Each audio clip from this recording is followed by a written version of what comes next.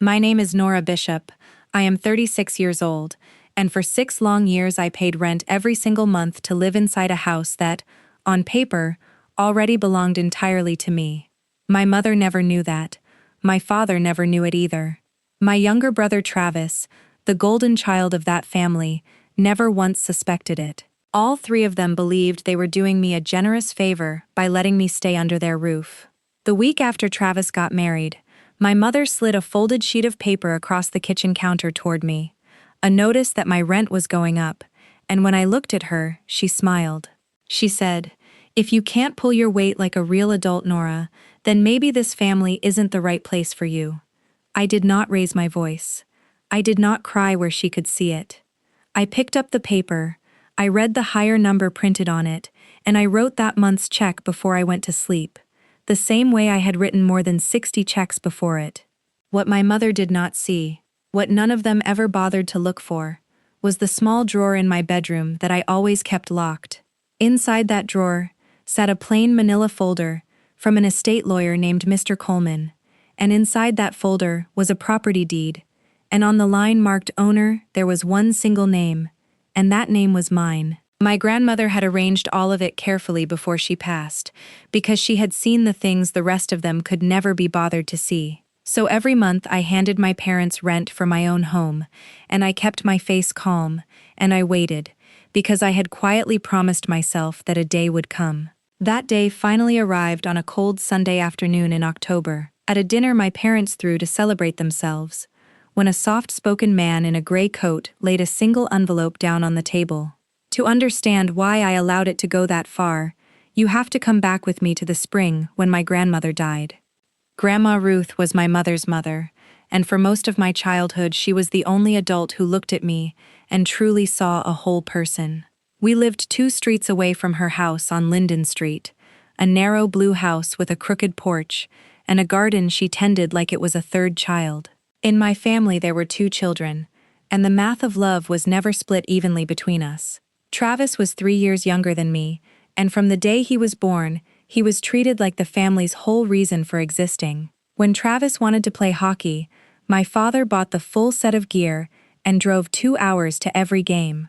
When I made the honor roll, my mother forgot to come to the ceremony because Travis had a cold that week. When Travis turned 17, my parents handed him the keys to a used car they had saved for all year. When I turned 17, I was already working weekend shifts at a pharmacy to pay for my own bus pass and my own clothes. I learned early that in that house I was the spare, the quiet one, the child who was expected to need nothing and to ask for even less. The only place that math felt different was inside the blue house on Linden Street, sitting at Grandma Ruth's kitchen table. She remembered my favorite tea. She asked about my days and waited for the real answer. She told me, more than once, that being overlooked was not the same as being worthless. When I was 25, Grandma Ruth got sick, and the family held a meeting about what to do with her, and the decision was simple to everyone but me. Travis was busy, my parents were busy, so I gave up my apartment, and I moved into the blue house, and I became her caretaker for 2 full years. I learned how to manage her medication schedule. I learned how to lift her gently when her hips failed. I learned the particular sound of her breathing on the nights I was afraid to sleep. Travis visited maybe 4 times in those 2 years, always for under an hour, always on his way to somewhere better. My parents came on holidays, took photographs to post, and left before the dishes were done. And in all that time, while I was wiping her chin and reading to her at 2 in the morning, my grandmother was watching, and thinking, and quietly making a plan. One afternoon, about a year before she died, a calm man in a gray coat came to the house, and he and Grandma Ruth sat in the front room with the door closed for almost 2 hours. When he left, she called me in, pressed a business card into my hand, and folded my fingers around it. The card said Daniel Coleman, Estate Law. She looked at me with those sharp, clear eyes and she said, "Whatever happens, this house will always be your safe place. I have made sure of it. When the time comes, you call him, and nobody else." I did not understand what she meant. Not really. so I tucked the card into my wallet and forgot about it for a while. Grandma Ruth died in the spring of 2017, on a quiet morning in April, with her hand in mine and Travis nowhere in the state. If this story is already pulling something up in you, if you have ever been the child who was loved least in your own home, take a second to follow along, because what my grandmother set in motion is the part nobody in my family ever saw coming. We had barely buried her before my parents began rearranging her life, as if it had always been theirs. Within 6 weeks, they had sold their own condo, packed up everything, and moved themselves into the blue house on Linden Street. They told the relatives it only made sense, that someone responsible had to take over the family home, and that of course they would let poor Nora keep a room. That was the word my mother used at the dinner table the night they moved in. She said they would let me keep a room. I was sitting in the house I had spent 2 years pouring my life into, the house where I had held my grandmother as she died, and my mother was describing it as a favor she was granting me. Then my father cleared his throat, looked at me over his glasses, and explained the new arrangement in the same voice he used for car payments. He said that if I wanted to go on living there, I would need to contribute like everyone else, and that rent would be $1,250 a month, due on the 1st. I remember sitting very still while he said it, because a part of me already knew something they did not. I had called Mr. Coleman 3 days after the funeral, the way Grandma Ruth told me to, and I had sat in his office while he slid a folder across the desk. The house on Linden Street did not belong to my parents. It had never belonged to my parents. 2 years before she died, my grandmother had placed it into a trust and named me as the sole owner and beneficiary. My parents had no legal claim to a single brick of it. Mr. Coleman had looked at me kindly and told me I could act on it whenever I wished, that the choice of timing was entirely mine. And sitting at that dinner table, hearing my father set a price on my own grandmother's house, I made a quiet decision that I would carry for 6 years. I decided not to tell them. Not yet. Part of it was grief, because I was 27 and exhausted, and I did not have the strength for a war the week after the funeral. Part of it was an old, stubborn hope that if I just kept the peace, they might finally treat me like a daughter instead of a tenant. And part of it, the colder part, was something Mr. Coleman had said almost in passing, that whatever I chose to do later would be far stronger if I had a clean record of every dollar that changed hands. So I started paying. On the 1st of every month, I wrote a check for $1,250, and I made a copy of it, and I filed it away. I kept every receipt. I kept every bank statement. I kept every text message where my mother reminded me that rent was due. There was a strange ritual to it, sitting at my desk under the lamp on the 1st of each month, writing my own name on a check that fed the people who looked down on me. I built a paper trail in that locked drawer, one careful page at a time, while they thought they were building a cage around me. The money never went toward the house. I learned that quickly. The first winter, the old furnace in the basement gave out during a cold snap, and the house dropped to 50 degrees overnight. When I asked my father to call someone, he told me that since I was the one living down there, the repair was my responsibility as the tenant. So I paid $840 to fix the heating in a house that I legally owned, while my parents sat warm upstairs. A week later, I overheard my mother on the phone, telling her sister that they had used my rent money to cover the deposit on Travis's new apartment downtown. That was the pattern, repeated for years. My rent did not maintain the home. It funded Travis. The following spring, the county property tax bill arrived in the mailbox, $4,800 for the year, and my father set it down beside my plate at dinner. He told me that as the person living in the lower level, it was only fair that I cover the taxes too, on top of the rent. So I paid the property tax on my own house, and I added that receipt to the folder in the drawer, and I said nothing at all. A month later, a new family moved in across the street, and my mother walked the wife around the block to introduce everyone. When they reached me in the garden, my mother smiled and said, "This is Nora. She rents the downstairs from us." I was standing in my grandmother's garden, in soil that legally belonged to me, being introduced to a stranger as the tenant. I smiled, and I shook the woman's hand, and I went back to pulling weeds, because the day for the truth had still not arrived. That summer the water heater failed, and once again my father reminded me that repairs were a tenant's burden, so I wrote a check for $1,100 to a plumber. Every appliance in that house that broke, I quietly replaced, in the house that the law said was already mine. Have you ever been made to feel like a guest in your own family, in the very place that was supposed to be home, paying in some quiet way for the comfort of the people who look down on you?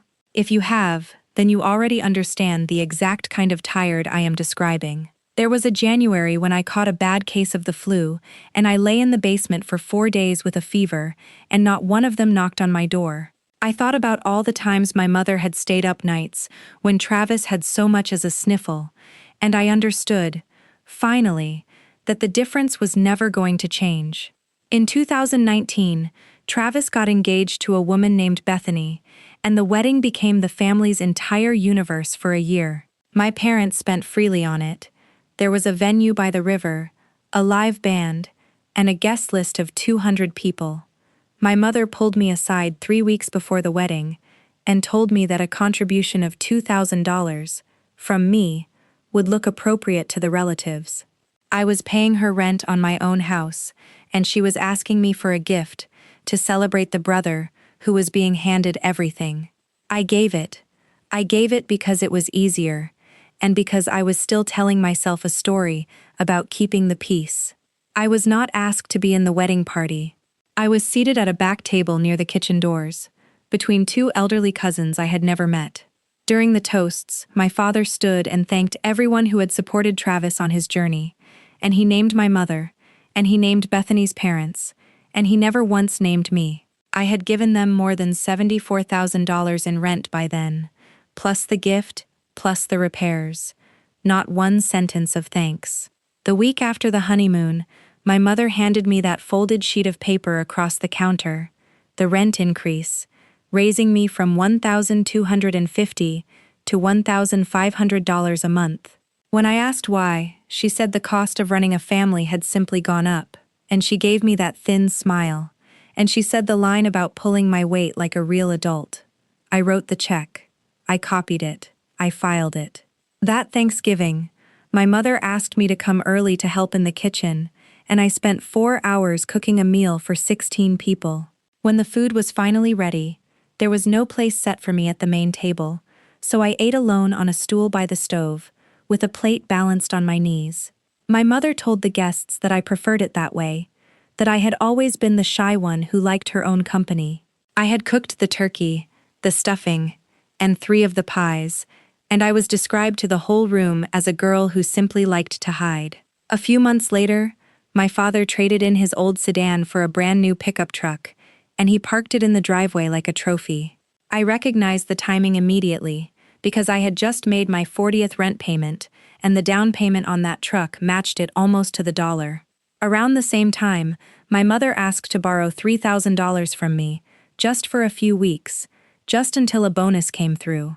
The bonus, of course, never came through, and the $3,000 was never mentioned again, so I added it to the ledger in the drawer.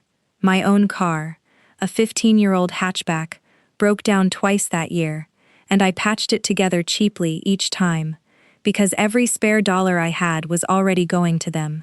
I drove that rattling little car past my father's gleaming new truck every single morning, and I said nothing, and I kept paying. On my own birthday that year, not one of them called, so I sat in the basement with a small grocery store cake, and I lit a single candle, and I made the same wish I had been making for years.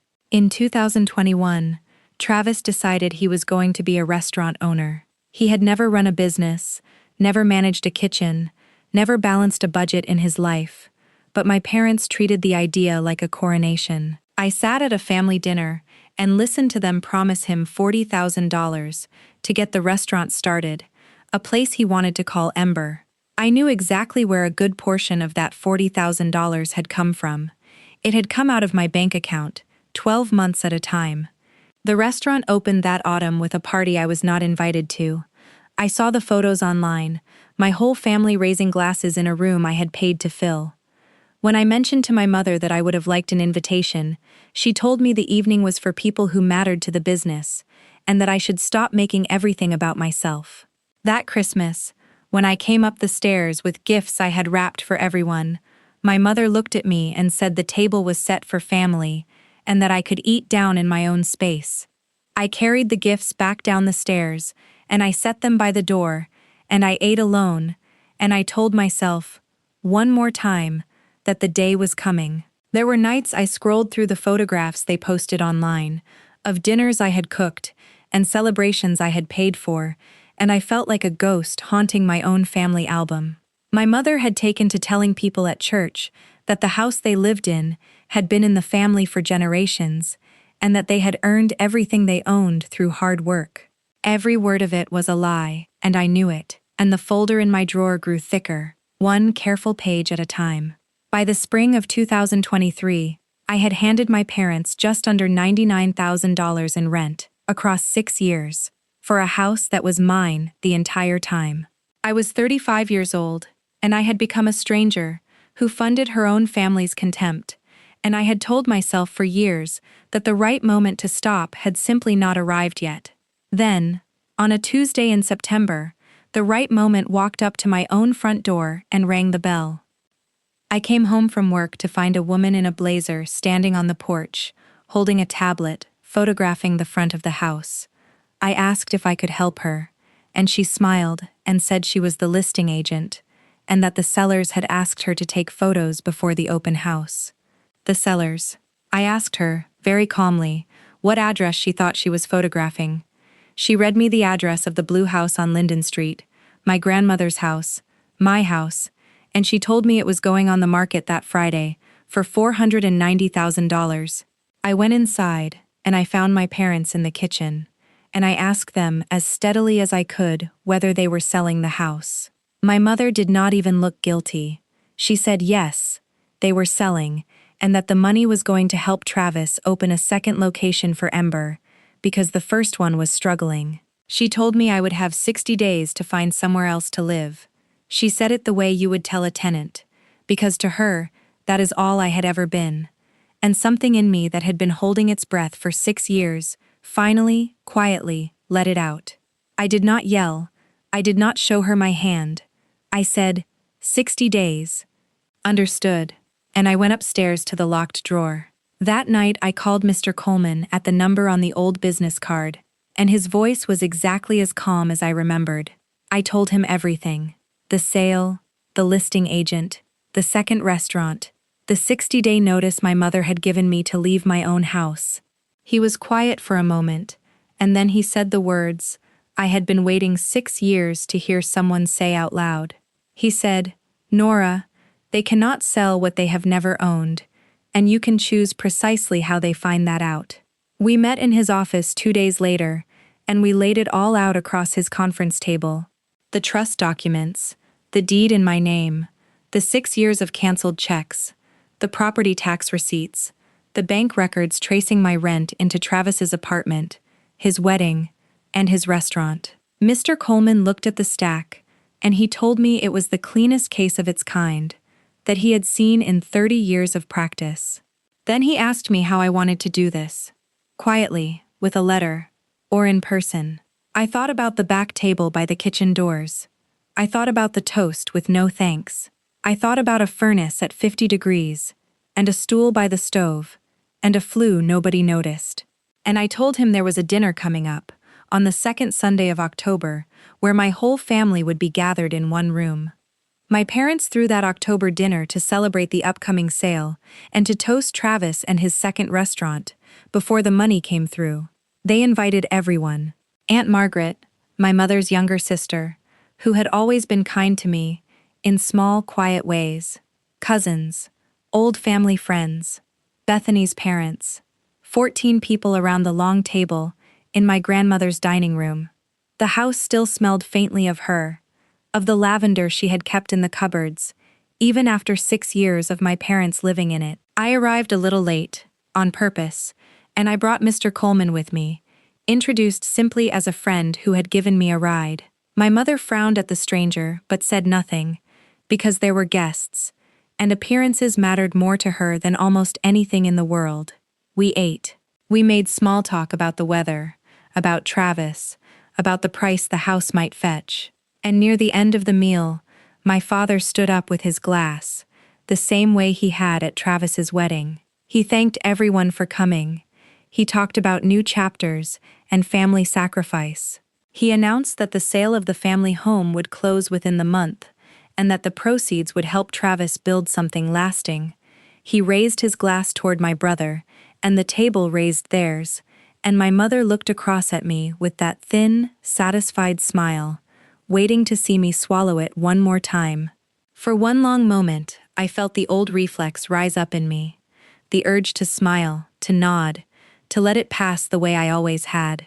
Then I thought about my grandmother's hand in mine on that April morning, and the reflex went quiet, and something far steadier took its place.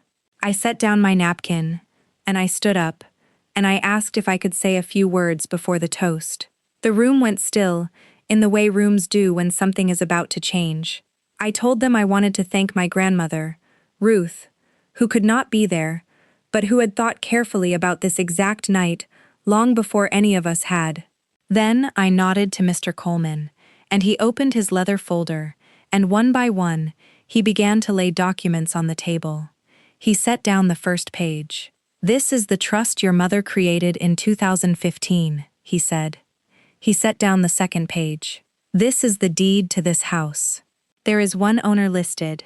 Her name is Nora Bishop." He set down a thick stack of paper.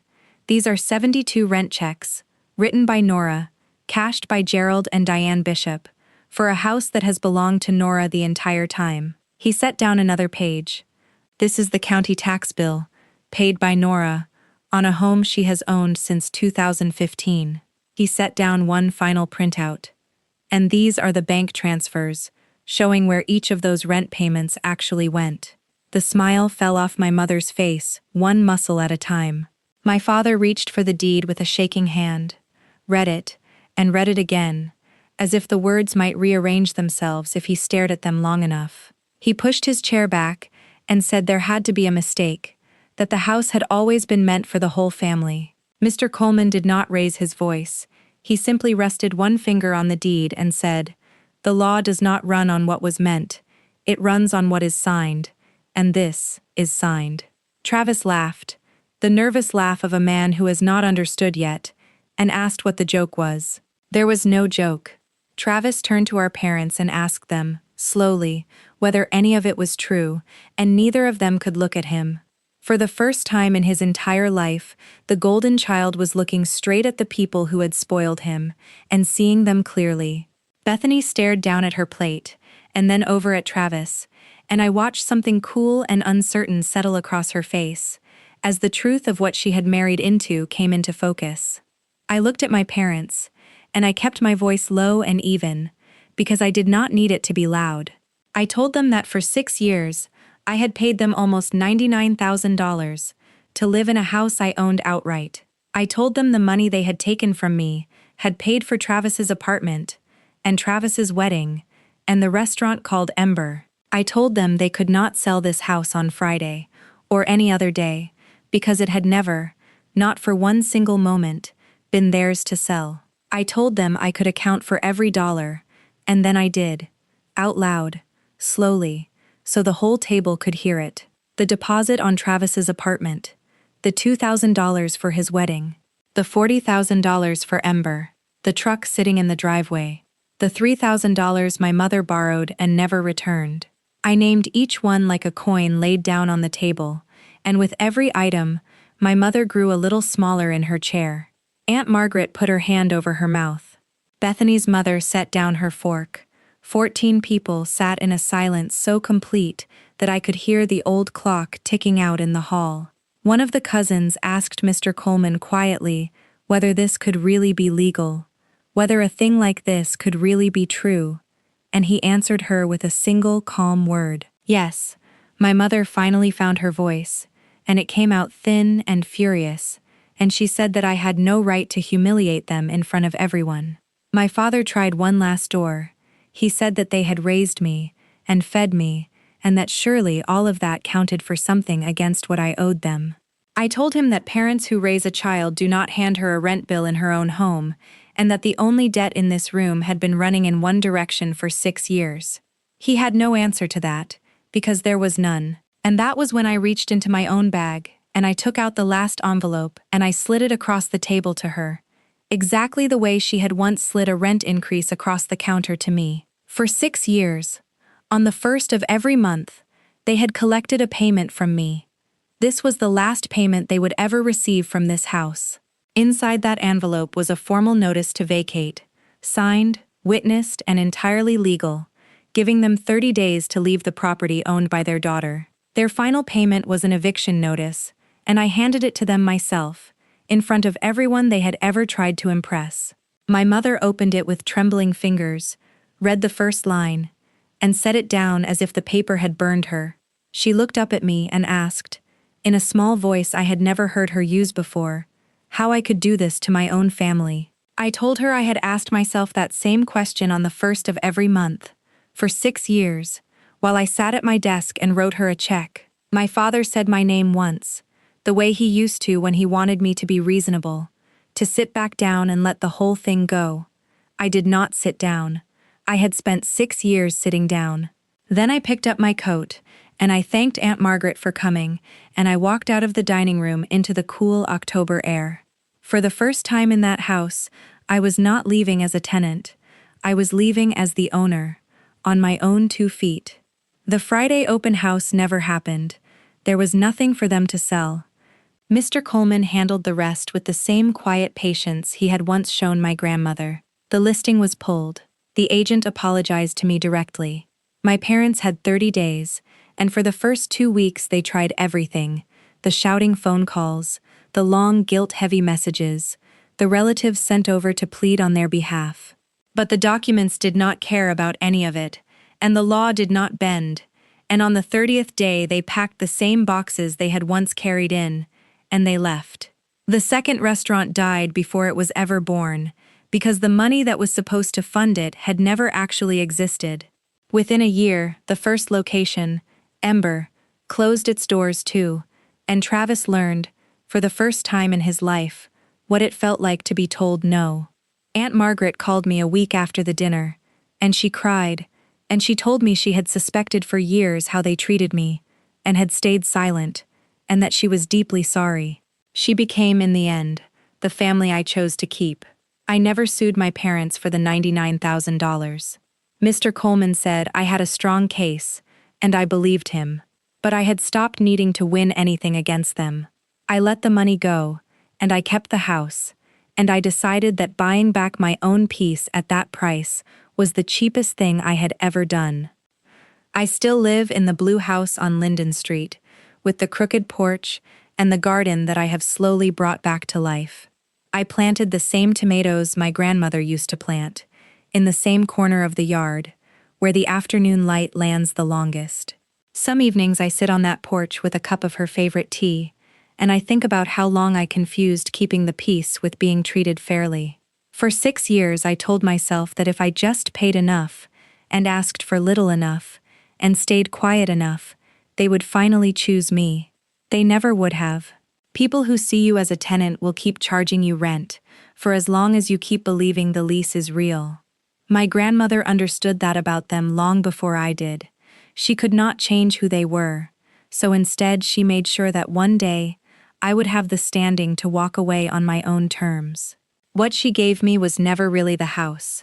It was permission to stop paying for love that was never going to come. If there is one thing I would tell anyone still sitting at the back table in their own family, hoping to be thanked, it is this: your worth is not a bill to be paid. And the moment you stop trying to buy a seat at a table that was always yours, you will finally be free to build a better one. I keep the locked drawer empty now. I do not need it anymore.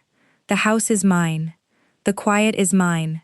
And for the first time in my life, so is the peace.